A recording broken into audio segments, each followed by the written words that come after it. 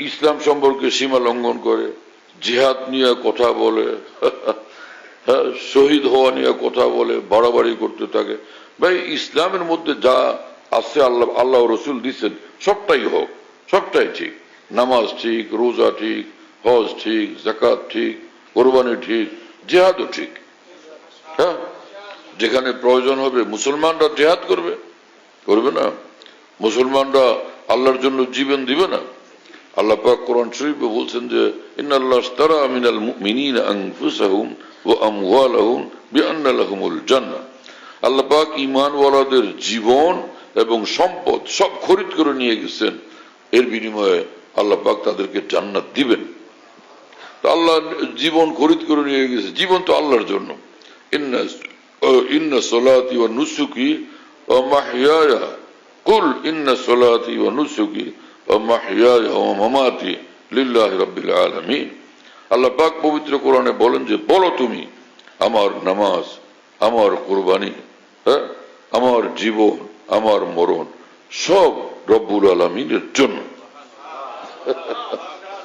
ওয়া ভাই সুবহানাল্লাহ। হ্যাঁ, জায়গায় বেজায়গায় গিয়া খামোখা ভিত্তিহীন জজবার মধ্যে পড়ে জীবন দেওয়ার নাম ইসলাম না এবং শাহাদত না। হ্যাঁ, খালি জজবার মধ্যে পড়ে যে খামোখাই এই এক জায়গায় জীবন দিয়ে দিল, এইরকম খেলতে বাসার নাম এই জিহাদ না এবং শাহাদত না।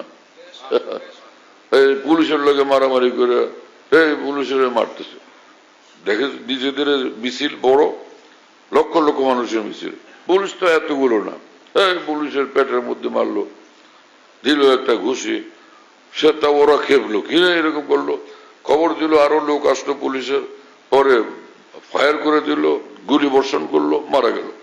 আমি সব শহীদ হয়ে গেছে। তুমি তো সীমা লঙ্ঘন করে পরে শহীদ হয়েছে, মারা গেছে, এটা কিসের শহীদ? হ্যাঁ, এটা এমনি আমাদের ভাষাগত শহীদ, কিন্তু আল্লাহর নিকটও কিসের শহীদ সেই বিষয়টা তো রয়ে গেল। সে শহীদ কিনা, তাকে শহীদের মর্যাদা দিবেন কি আপনি আমি না আল্লাহ? তো সে আল্লাহর নজরে, আল্লাহর দৃষ্টিতেও সে শহীদ কিনা সেটা আপনি আমি সিদ্ধান্ত দিব কিভাবে? এটা তো সিদ্ধান্ত দেওয়া সম্ভব না। হ্যাঁ,